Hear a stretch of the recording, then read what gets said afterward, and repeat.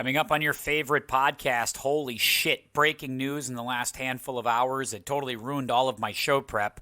But myself and Ty, we're going to get into the Tiger Woods accident that occurred this morning.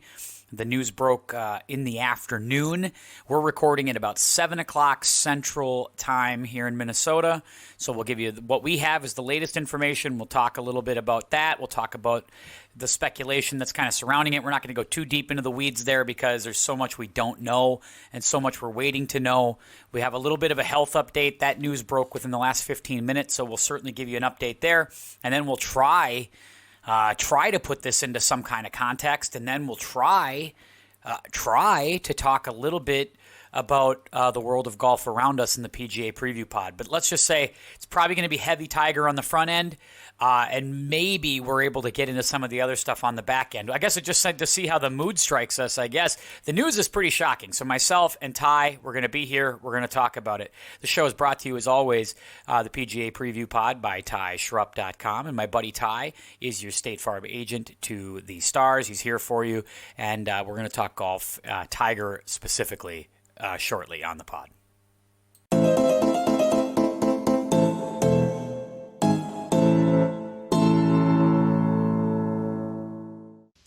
Hey, it's the Tim Anderson Podcast. I'm Tim Anderson. It is the PGA Preview Pod, and this is normally where myself and my buddy Ty Shrupp, who's TyShrupp.com, by the way, your State Farm agent, insurance to the stars guy, this is where he would be coming in here to talk about golf and the next tournament and really what was a great tournament at Riviera. And we'll certainly get into that when we get a chance here later on. But then you get news that breaks out today. News hit probably our feeds at about 2:30 in the afternoon, maybe a little before that, regarding Tiger suffering injuries, pretty serious injuries in a one-car accident this morning. Out in California. Apparently he was on his way to a shoot for Golf Digest at a golf course with celebrities like he was yesterday. And we're still waiting on all the details on how all that kind of happened. But one thing led to another, and he was rolled over. I think the car flipped multiple times is what they say. And we just got the word that this is according to golf.com. Want to make sure the sourcing's right. Golf.com, per the LA Times, have revealed in the last I think 20 to 30 minutes that it looks like it's a shattered ankle and 2 leg fractures, one of them being a compound fracture. That's horrible. That's really bad news. And there's certainly a lot more to talk about that. But he is alive. He was alert. Sounds like the injuries are non-life-threatening. That he was able to talk to law enforcement officers when they got to the scene. So there's good, there's bad, and there's ugly with this story, Ty. And I guess where do we take it from here? Yeah, it was one of those, hourly updating situations where you hear the news that he was in an accident and you think, he could be dead. It could be nothing. I know a lot of people have rolled their cars and it's been nothing, but other people have rolled their cars and unfortunately did not survive. So you're just watching your phone, you're getting updates, and all of a sudden you hear that it was his legs, and then you hear he's in surgery, and then you hear it's non-life threatening, and then now we hear kind of the extent of the leg injuries, we think, and like you said, it's not good. It's hard to talk about Tiger Woods from a golf perspective when it's so fresh.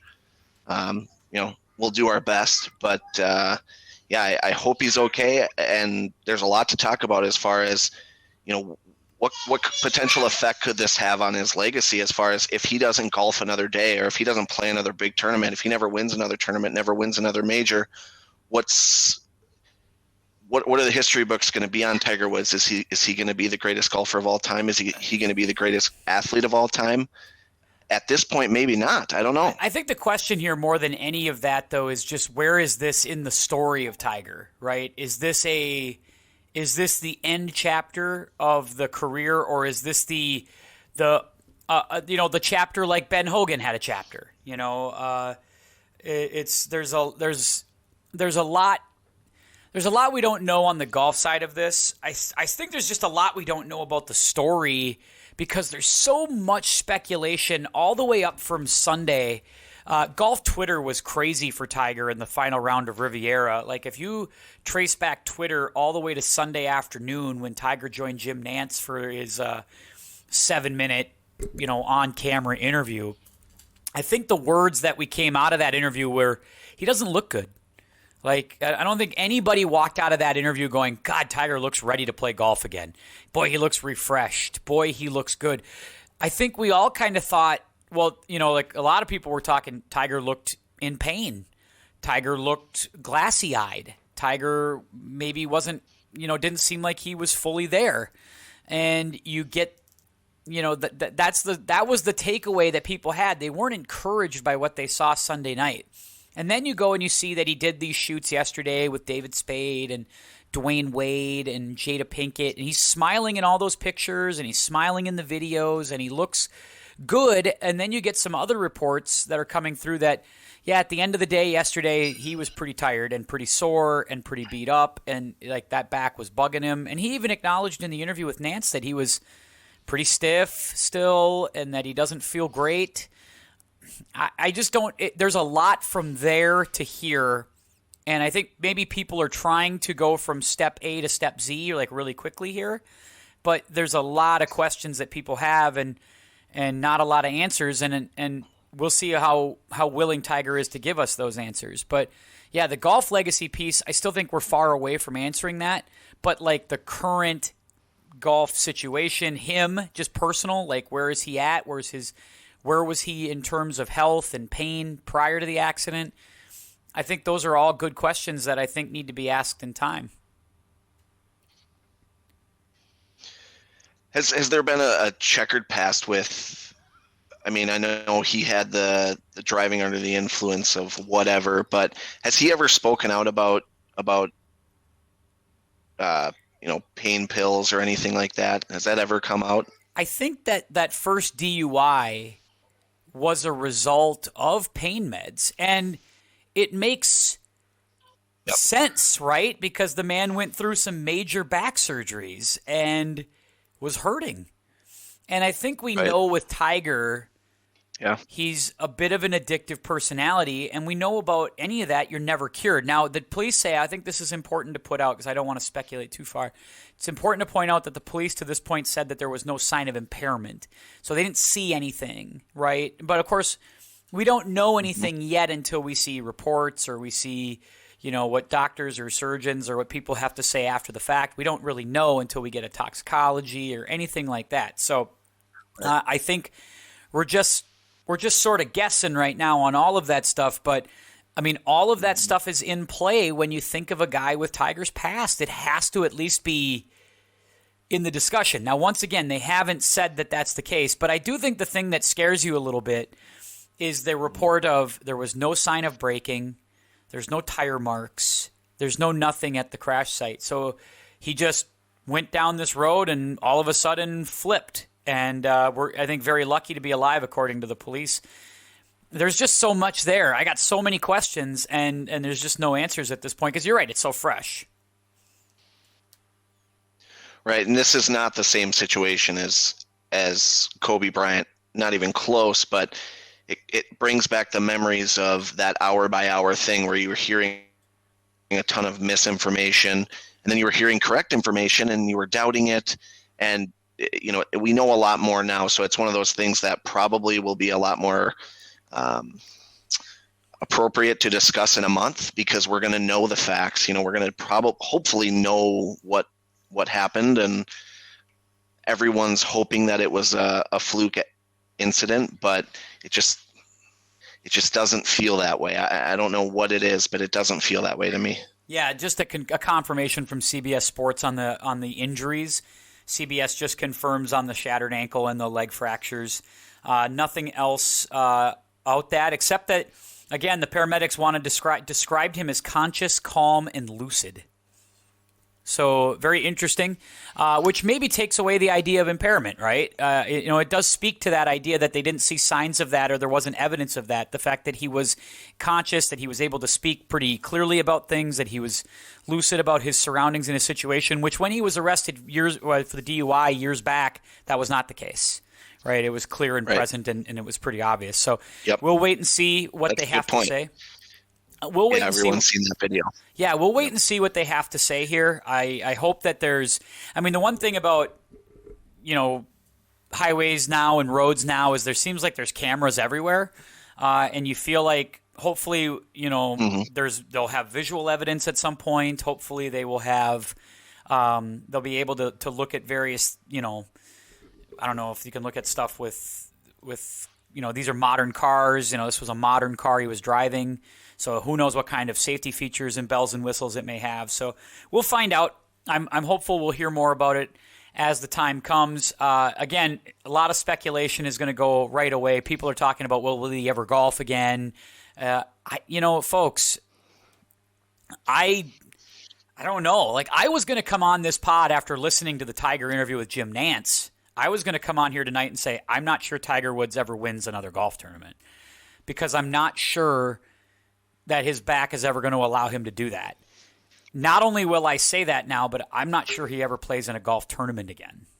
Like, I don't, like people who are sitting there going, well, you might play the Champions Tour. The guy's not playing the goddamn Champions Tour.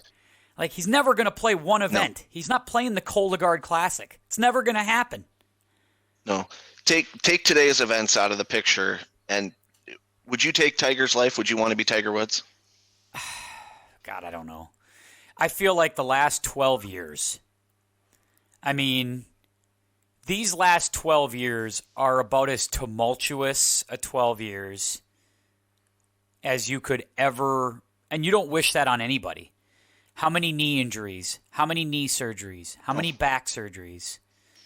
We're getting word that, he had his 6 back surgery, but the year prior to that, he had a little knee cleanup operation. So basically every year, something's getting done physically to him. Mm-hmm. I don't know. Yeah. I just don't know what kind of life that is.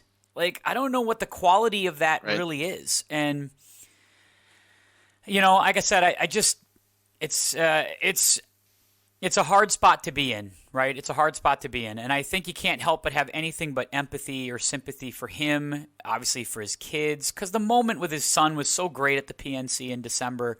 And boy, how crazy it has gone just from that moment to where we are right now. Right. I ask it from the perspective of look at Michael Jordan, look at Wayne Gretzky. Do those guys appear to be happy to you? Do they look like they're enjoying life now? Boy, if you watch Michael Jordan, I think Wayne Gretzky enjoys life.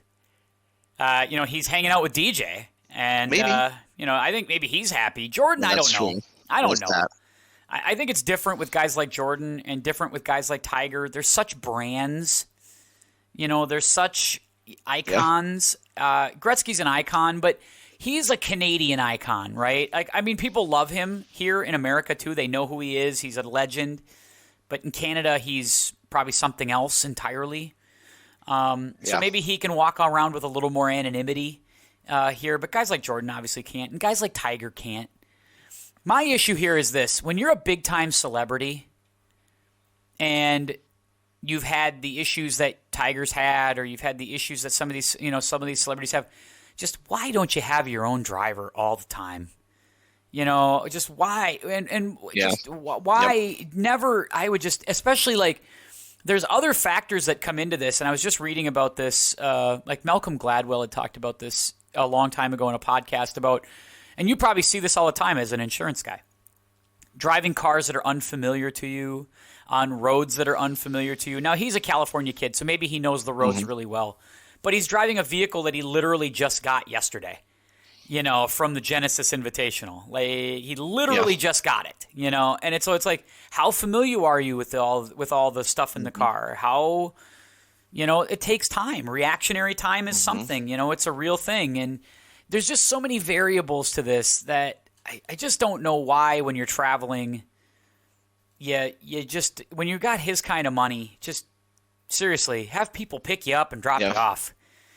and that's their sole responsibility. I just don't understand why people still don't do that, but I don't know. I mean, it's like I said, it's hard to put blame or to find the words for it. It's so frustrating and sad and disappointing. And as a golf fan, all you want to do is watch the best players play. I mean, that's all you want to do as a golf fan. And all you want is Tiger at Augusta, and all you wanted this year was Tiger at Torrey Pines. And you're not going to get that. You're not going to get you may not get Tiger ever again. Like, that might be it. And you just hope that he can live comfortably without some pain. And that's the problem, is now you got new stuff. I've broken my leg before. I've torn my ACL before. I've had injuries. I swear to you, that pain always is there. Like, it's just always there. And I don't know how you get over it if you're a guy like Tiger. Yeah. I hope he can. And I just hope that he can just retire, hang out with his kids, and try to find some normalcy in this life. But I don't think he'll ever. If he plays golf again, I'd be stunned. Yeah, lucky for us, kind of a transition. The game is in great hands. There's a ton of exciting people, a ton of guys, girls coming up that are fun to watch, and you turn to those people and I agree. Hope they can provide the same sort of excitement and entertainment that Tiger did. I agree, and I hope so too, right? I do have to say one last thing. Like, seriously, how goddamn brain dead are the people at PGA Media? Like, the media folks who cover PGA Tour events. Justin Thomas is in the freaking interview room sobbing because he just heard this Tiger news, and he's crying and he's upset. And you got a guy asking him about, hey, have you had a chance to putt the greens at Concession? Like, seriously, who gives a rat's ass about the greens at Concession? The guy's crying. Yeah. Maybe just stop the interview. What are you doing? Yeah. Well, God, golf isn't exactly show. the golf doesn't do a great job with media, so that's really nothing surprising. What a clown show, Ty. It's just unbelievable. Right. Yeah. Yeah, the perfect opportunity to talk to him about that. And really they should have been nice. They should have said, Justin, we understand if you don't want to keep this going. Like, if you need to take 5 minutes or 10 minutes to get out, we'll do this some other time. Seriously. Yeah. It's just mind-boggling to me how we can be so tone deaf in these moments. And, even looking at golf Twitter, just how insensitive and how quick people are to judge stuff. And it's like, I get it. We all have our thoughts. We all have ideas on maybe what's going on with Tiger and what's happening, but we don't know. And so, like, it's irresponsible for me if I come on this podcast and try to just throw stuff out there that I think, I don't know, So it's like, I'll take what I can. I'll base off what I see and maybe make some speculative ideas, but I'm not going to be like, well, he definitely was on this, or he's definitely on that, or this definitely happened. It's like, I don't know. So I just want people to calm down. Right. Let's let it play out. Yeah. Let's let it play out a little bit with Tiger. And it sucks. It really sucks because, Ty, it kind of puts a damper on really what was – I mean, I was so pumped to come in here and talk about this tournament with you. We should spend – I mean, it is a golf pod, and we're going to try to spend a couple minutes on this. So here's the deal. I would talk Tiger all hour with Ty, but I don't know much more than what we just put out there. And I think if we tried to put more out there than that, I worry we're just throwing shit out there just to do it. And I don't know if that helps anything. So we should try to at least kind of talk about what we saw this weekend, and maybe what we can take out of this weekend and apply it to where we're going here on the PGA schedule. Because as you mentioned, there's a lot going on. There's a lot of good young players. And a lot of interesting stuff to talk about. I almost won my daily fantasy this week. I was so pumped, Ty. I just feel like, holy crap, we got totally derailed by the big cat here, and hopefully everything's good, as we mentioned. But let's talk about the weekend of golf. What did you see, and what was kind of your thing? It was It was perfect because there was a great mix of the guys, a few guys that we expected to be there. The overseas guys did well this week. And then there was a couple of young guys in the mix that are up and coming, and we've kind of been waiting for them a little bit to be there, and we knew they were going to be there eventually. And here they were on Sunday battling it out. Yeah. The rap sheet on Sam Burns was that he plays really well on Thursday and Friday. Nobody played well on Saturday, but him included. At one point of I think the final group was through about 6 or 7 holes, and I just thought DJ is going to win this tournament. And then my father-in-law texted me, and I was actually at my son's hockey game, and I said, "What happened to DJ?" And I mean, he's not a guy that tends to implode much on Sunday, but Max Homa, awesome player, really like him. He has the old cliche. He has all the shots in his bag. He can do everything. He showed that on Sunday with really everything he did down the stretch, including that drive on 18, that low running drive. That's just an impressive cut shot that not everybody has. And then here I'm thinking there's no way, because the golf broadcast is telling me there's no way he's going to birdie this. Only 2 people have birdied it all day. Nobody's been within 8 feet. And then he hits it to 3.5 feet. It was just, unfortunately, didn't make the putt. But you know what? He's a young guy. Those greens are not easy. And he ended up pulling it out against a worthy opponent. So, yeah, Max Homa, your guy. I'm a big fan. I did take him, and I took Sam Burns this week too, and it looked like he was ready to break out, and he did. So that was kind of fun to see. It's interesting. People bring up the golf course and the greens, and they're like, see, you don't need to grow up the rough. You don't need to trick out the courses. The equipment's fine. Everything's the deal. It's like, no, dude, the course is tricked out. They had a wind delay on Saturday because you're running the green at 13.5 on the stimp meter, and when the wind gets over 25 miles an hour, it doesn't hold the ball. Like, that's tricking up the golf course. Like, that's the golf course that, like, if you're in Scotland, 25 mile an hour winds is just considered a breezy day. But that's because those greens are stimping at 10. They're not the same speeds. So these are already really treacherous greens, and they're made way worse when you get them running at 13, 12.5. And then the wind on Saturday just stopped everything because you literally could not get a ball to stop moving on the greens. It was incredible to see some of the highlights of that.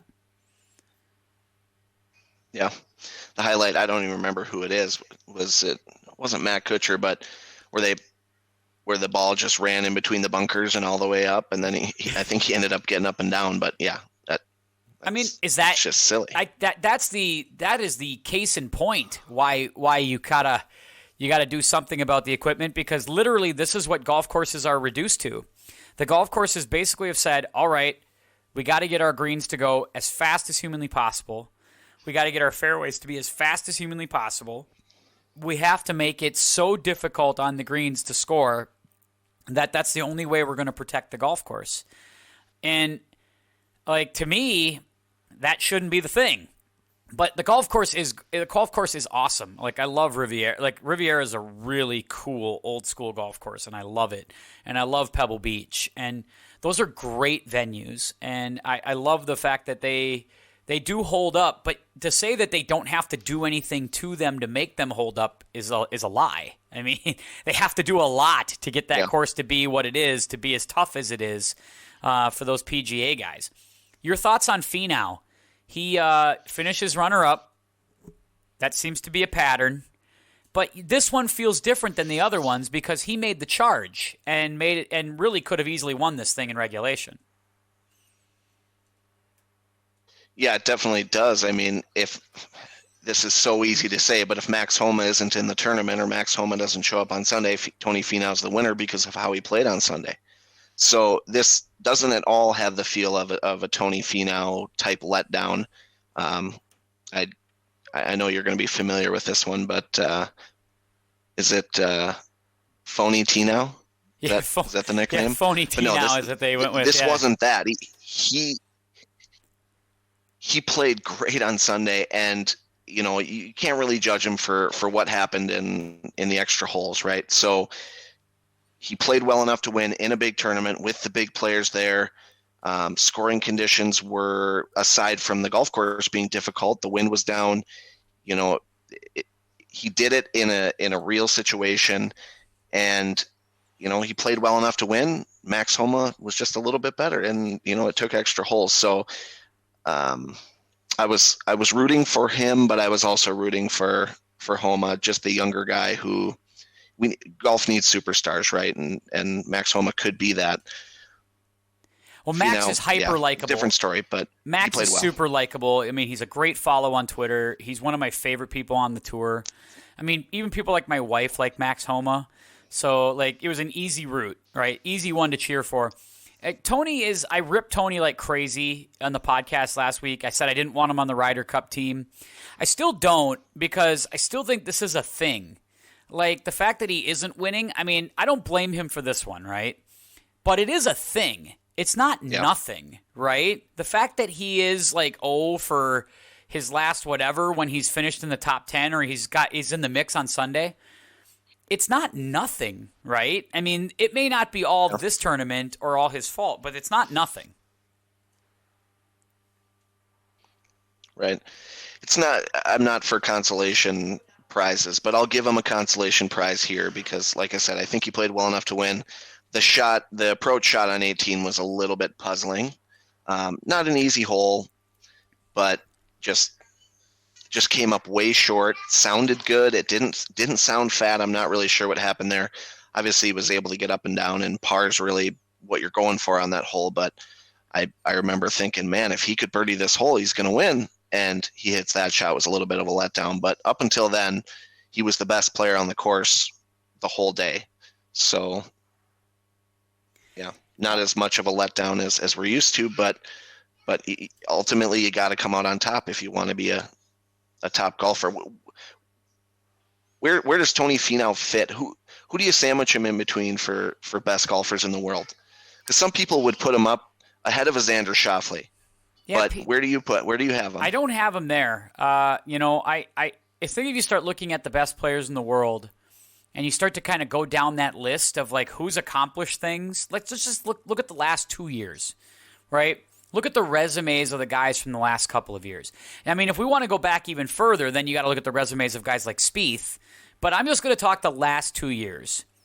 He's got a good, like he's made a lot of money. He's got a lot of top tens, but Koepka's done more.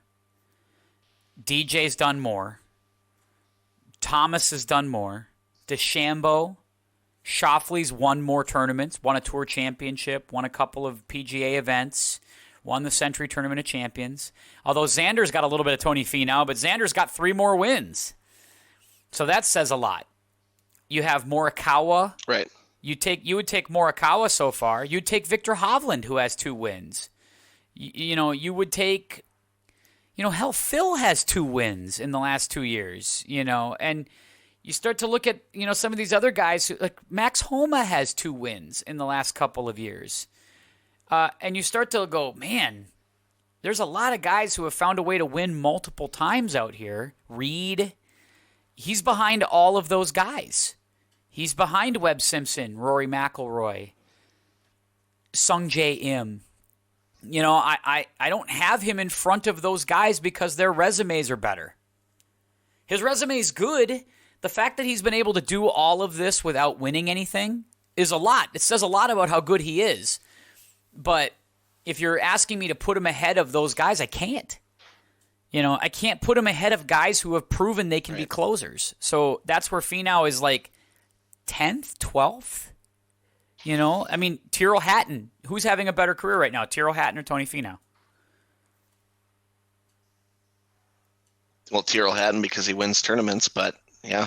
I would have a hard time saying that Tyrrell Hatton's a better golfer than Tony Finau, but he ultimately wins. So if it's based off of merit and closing the deal, yeah, it's there's a lot of guys you have to put ahead of him. See, that's just it. The eye test tells you, well, Tony Finau is one of the 10 best guys in the world.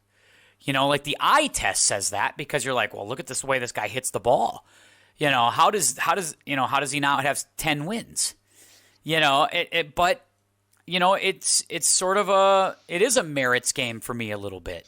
Like, yeah, you've got top 10 talent, but not top 10 skill. Like you're not closing the deal like the other guys do. Now, I have him ahead of guys like Tommy Fleetwood. Fleetwood's won more. I grant that. Overseas, Tommy's won more. But here in America, he hasn't. So I got him ahead of guys like Tommy Fleetwood. I got him ahead of guys that, have kind of fallen off. I think he's obviously better than guys like Bubba Watson. That right now, I mean, Bubba's got a better resume, but if we're talking just the last 3 years, clearly, like Finau is a better player than Bubba Watson is. But I don't know. He's just a guy that needs to break behind through. Tyrrell Hatton and ahead of Tommy Fleetwood. He needs to break through. Like, he has to win this year. Tony Finau has to win this year. Or the questions are going to start to be, will he ever win? I'm going to ask you about this guy. I'm going to ask you about 3 guys who missed the cut at Riviera. All 3 of them are playing at the concession here in the WGC. Who are you most concerned about? JT, Rory, Bryson DeChambeau.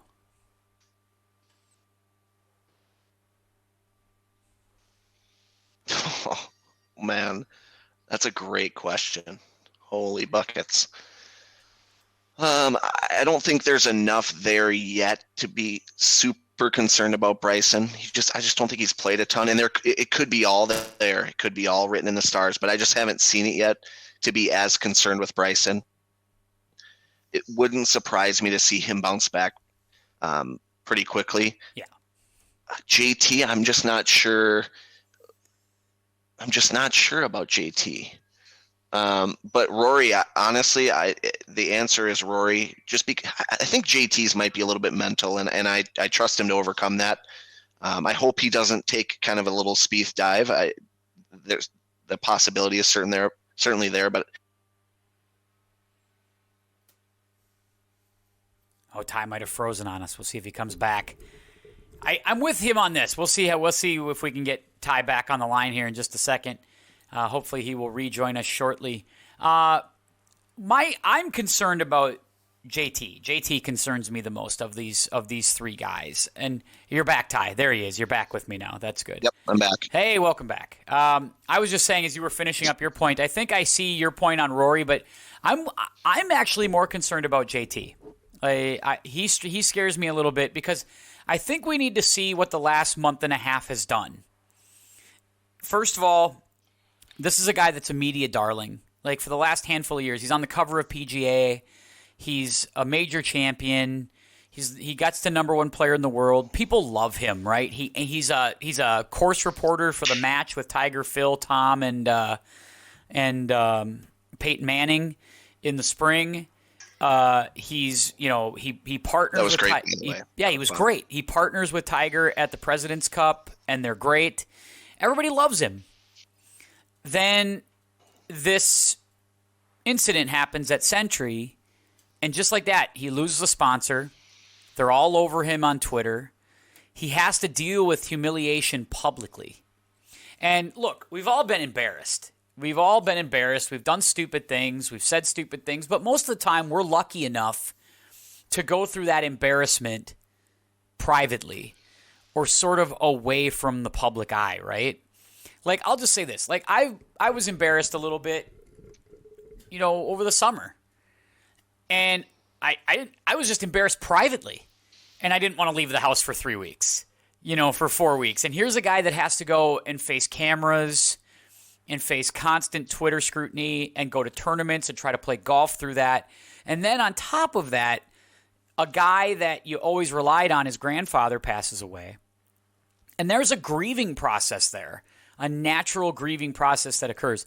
It has been a month and a half, and he's trying to play through this. And I just think that it's going to be a while. I mean, he could snap out of it tomorrow, right? But would I be surprised if Justin Thomas 3 months from now is still scuffling? No. Wouldn't be surprised at all. So he's the guy I'm more concerned about. But Rory, I can understand being concerned about it because I feel like we've been in a Rory malaise now for quite a while. We're entering like month 6 of the Rory McIlroy malaise. I think we're at year 2 of it. I mean, he's still one of the best players in the world. He always has the potential to win, but I never really feel like he's going to win going into any week. Maybe if it's the Scottish Open, maybe. I'm with you. Maybe if it's Dubai. Yeah, you always feel like he's going to be in the mix, but you're right. He doesn't have that. He doesn't strike fear in the field like he did a couple years back. And I think we got to also start saying, like, it has been 7 years since Rory won a major. Like, could it be the window is just closing on Rory McIlroy to win majors? Now you say, well, DJ took him a while to win majors, and I get that. And Rory's still young, and I get that too. But windows close fairly quickly here, and 7 years is a long time.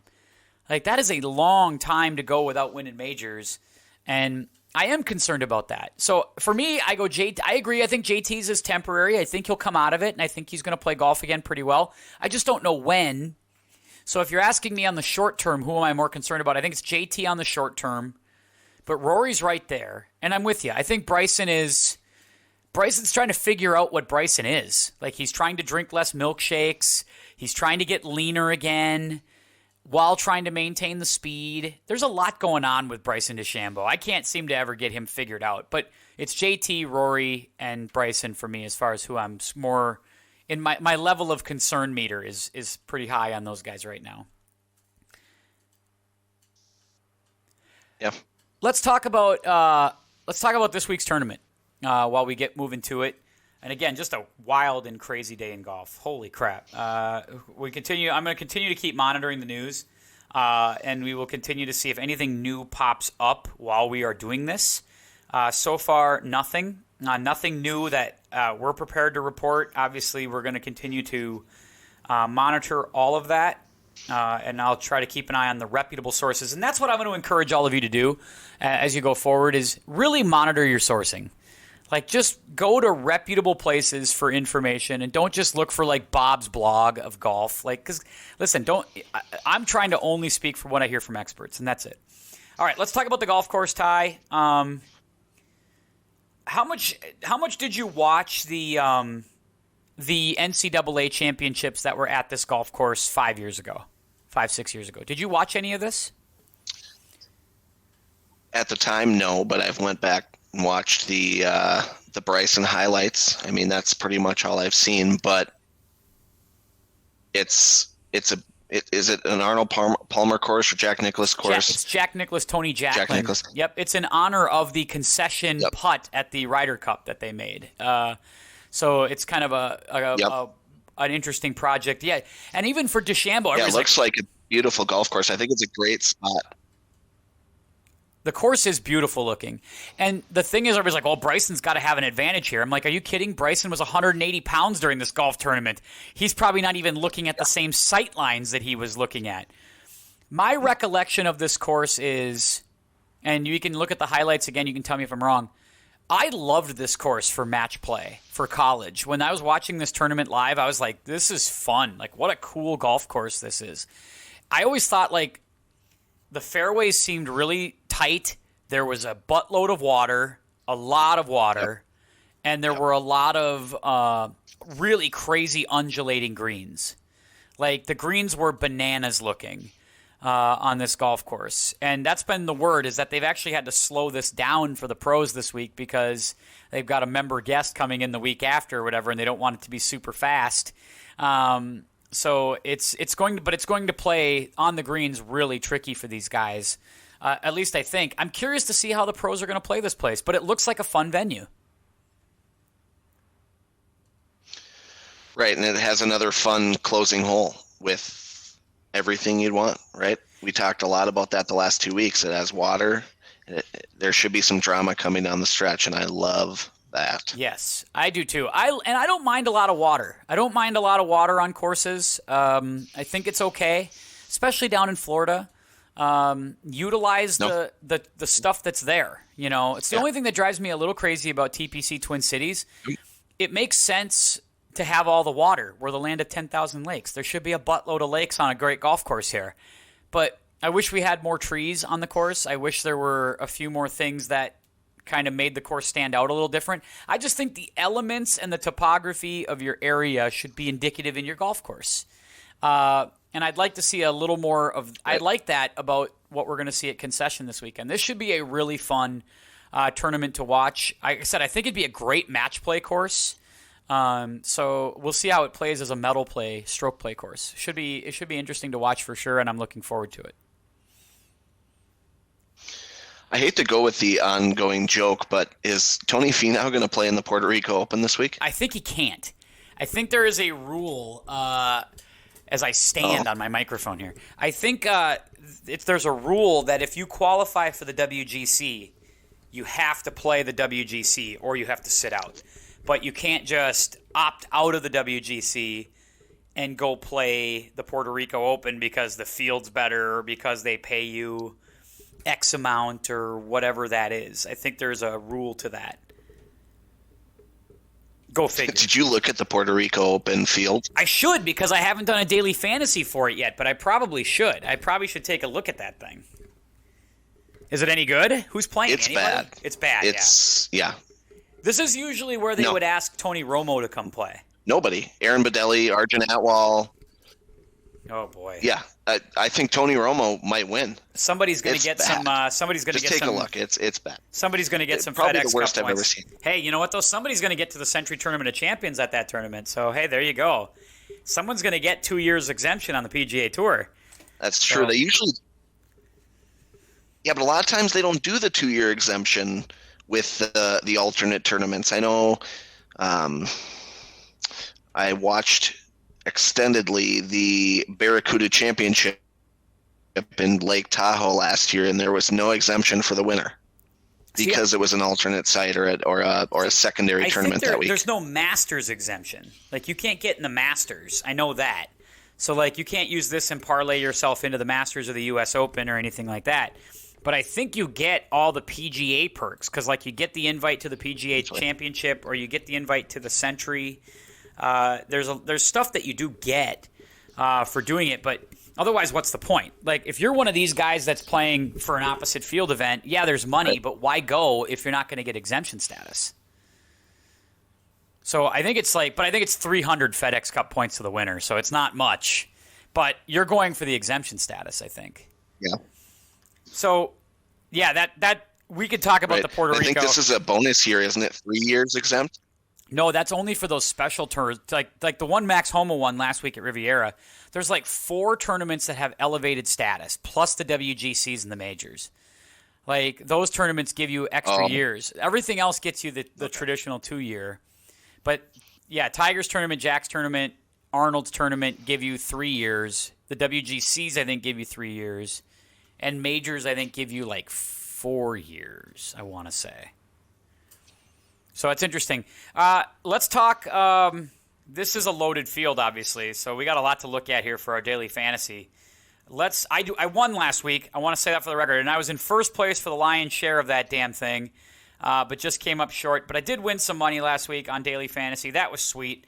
I'm going to try to do it again this week. Let's do the work day because I didn't do it for the Puerto Rico, and I didn't do it for the LPGA who's playing at Lake Nona this week. By the way, very good field there. I think Annika's playing too. It should be a lot of fun for the LPGA. I'm going to be watching that as well. The Korda sisters are playing. I think Sungmoon Parks is playing. Everybody's in. So that's going to be awesome. So I'm going to be watching that as well. But here we go. Workday, WGC. Who do we got? What do you have for your picks this week? My first choice was Jon Rahm.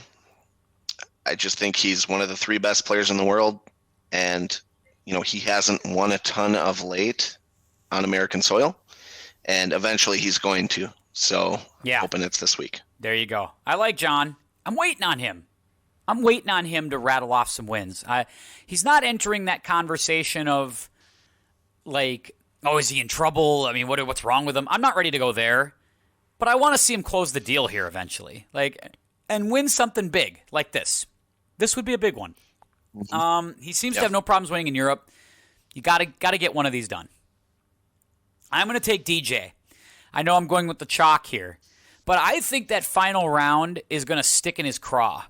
Like, I think that stuff's going to bother him. I think he's going to show up here, though, and I think he's going to like a course like this. I think he's going to like hitting a fade off the water and getting it on the fairway.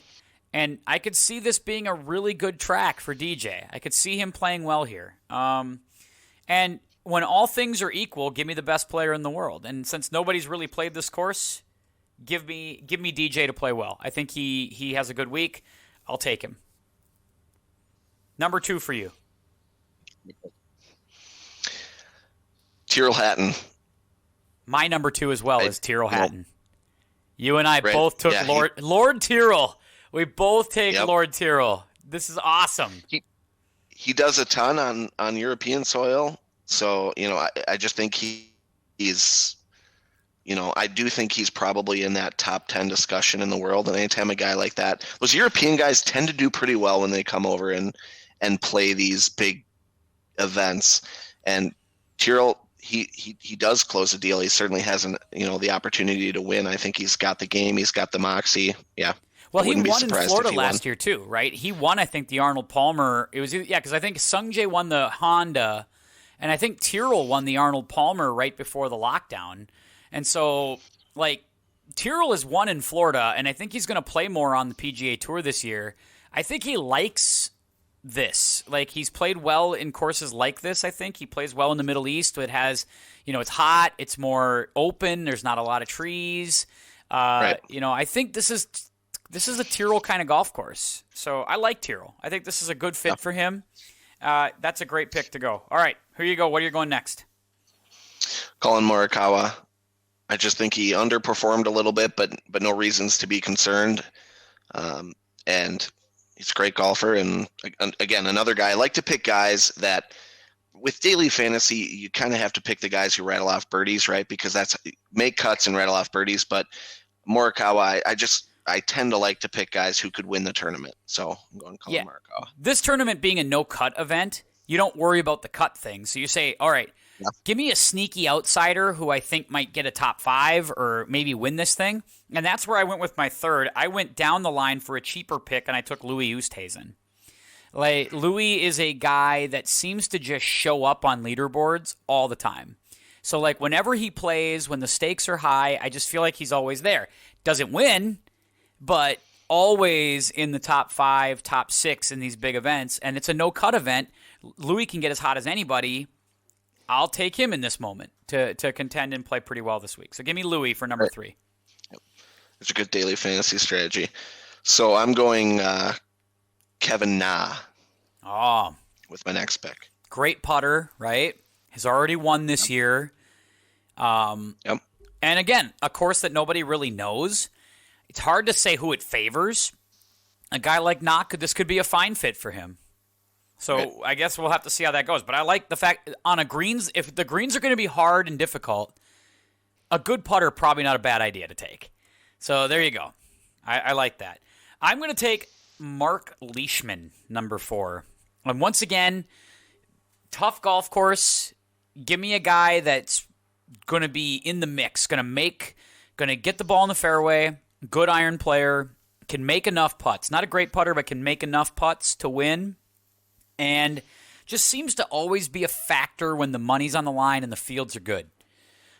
So I like Mark Leishman here in a big spot to play well. So I'm going to take him. Yeah, your last 2 picks have been very major-esque, right? Those guys who tend to be there in tough golf tournaments when the scoring's low or high, I guess, in this situation. But yeah, that's not a bad pick, the Aussie. All right, 5. I went Jason Day. I just feel like he sort of plateaued and he's on his way back up, but he just really hasn't had that crown jewel win. And like you said, who knows about this golf course? Who knows who's going to favor it? Who knows who's going to play well? Who knows whose eye it's going to suit? So why not Jason Day? Jason Day is a great wedge player, though. He's really good around the greens, and you get the vibe that at this tournament, it's going to be somebody who is good around the greens, who can chip and who can get up and down and can do it from different locations. The thing that's interesting about Day is I actually don't think he's played all that terrible this year. Like, I felt like he played pretty well at Pebble, all things considered, and I kind of like the equipment change for him, like getting out of TaylorMade and kind of getting out from underneath that pressure of having to play, that equipment. And now he can kind of play what he wants to play. And you're seeing him doing that. Like, I think he's playing Mizuno irons, or he's playing or Strixon irons. He's playing something different completely. I want to say he's playing Mizuno irons or something. And so he's getting out. He's playing different stuff. He's playing the equipment he wants to play. And I think we saw that with Koepka a couple weeks ago. That can be very freeing for a guy to just play what you want and don't feel like you're forced to play under the contract that he was playing before. So he might be good this week. We'll see. Plus, he's got the full beard going. Right. I know you're big on the full beard. I am. You just can't grow it. Neither can I. Don't feel bad about that. I can't grow one. So Jason Day is using Mizuno irons. Is that what he? Yeah, I believe so. Yeah, because he went away from TaylorMade. They didn't renew him at the beginning of the year, so he was free agent. Interesting stuff, isn't it? King driver, TaylorMade fairway woods, and artisan wedges. Yeah, Patrick Reed's using artisan wedges too. So Artisan has gotten in the game with wedges lately. He still putts with that spider. So I think Day's fine, but I think this is okay. Like, Koepka's done this too. He's gone to I think Koepka's still playing a Nike fairway wood, I think, or something like that, or something like that when he's still with his Nike days. So Brooks is playing all kinds of stuff. It's fun to see. It's cool. My fifth guy, Xander Schofley. I feel like he's ready. I don't know. I want to see it. I want to see it, Xander. I want to see it now. I'm going to gamble here with you this week. Again, a no-cut event. I got nothing to lose, so give me a big game hunter. I think he's going to be here. Now, whether or not he wins, I don't know. But I'll tell you this. If he doesn't play well, he shoots a couple over par, he's way behind, he gets lapped, I think we got to turn up the concern-o-meter on Xander Schofley after this week if he doesn't do it. This is a big week for him. Right. And, not an easy golf course at all, but if he doesn't play well at the Masters, then you're really concerned because he plays as well at the Masters as anybody. So correct. Last guy for you. Had to go Cameron Smith. Have you ever seen a better mullet and mustache combo? Not since He's the sexiest man on tour. Yeah. It's not close. Not since the days Ricky used to be. Now it's Cam. Not since the North Star days of Mark Tenorti and early Mike Madonna have I seen better mullets. It's a great mullet, and we're in the state of Minnesota where mullets run wild. That's a pretty epic mullet. What I like is the little peach fuzz mustache he has working too to go with the mullet. All he needs is a 6-pack of Coors. Just kind of thrown over his shoulder as he's walking off the golf course, and he's got it. He's got the full look of what I see over at the local community. Friends and what bet did he lose? What do you think? I don't know. Had to be something big, right? I feel like Cam Smith belongs at Viking Meadows 6 miles from my house. That's his golf. Cam, you would be one with the people at that place. Just a local hole-in-the-wall muni. That needs to be where you are, Cam Smith. Come, be with us. Nobody has undulating fairways like Viking Meadow. Yeah, it's the only place that has undulating fairways and flat greens. You'll love it. You'll absolutely love it. Oh, it's so good. Cam, come up here. Bring Troy Merritt with you. It'll be great. In fact, Troy, bring Cam Smith up with you. Let's get this done. We don't have to play Let's get it done. One more question for you. Yeah. You're going to know who I'm talking about. When are you going to start tucking one of your ears into your hat? Who does that? Is that Sam Burns? Is that a Sam Burns? Yeah. That is It wasn't a mistake either. I looked it up. He does it all the time. That is interesting. I can't say that I guess I didn't even notice that. That's weird. Go back and look. That's weird. I don't know what to say to that. Yeah. Just his left ear. Take a look. I am gonna go look. I'm gonna look at that. That's an interesting look. I gotta tell you, I'm not doing that. I think we're good. Come on. No, I think we're good. All right. My last guy, right. I'm with you, by the way. I took Kevin Na. Kevin, nah. Got to take him. Nope. Because, again, if I think he's one of the 3 best putters and you're on a place where the greens are going to be really difficult, give me the guy who can putt, especially if the cut is not a factor. If he's not going to miss the cut, I'm not worried. Go out there and make a buttload of birdies, and we'll just deal with it as it goes. I don't care if you make 20 bogeys, just make 50 birdies, and we'll be fine. I mean, he's not going to do any of those, but I'm fascinated to sit. So that's my lineup this week with you. I like your team. I like my team. I think we both did pretty well this week. Yeah. And we were seeing it pretty clearly with Hatton and with Nas, so we'll see how that shakes out. Should be fun to watch. All right, my friend. It was what a podcast. You and I need to stop.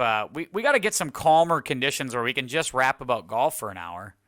Again, our best to the cat. Hopefully things go well here over the next few days, few hours. Hopefully the more information we get. Maybe by the time we show up here to the pod next Tuesday, things will be a heck of a lot more clear. And maybe we can discuss that a little bit further and have a little more fallout on that. And obviously talk hopefully more about just golf, the WGC event that is occurring this week. Also, tons of golf everywhere, folks. I think Phil's playing in the Cologuard on the senior tour, looking for 3 senior wins in a row.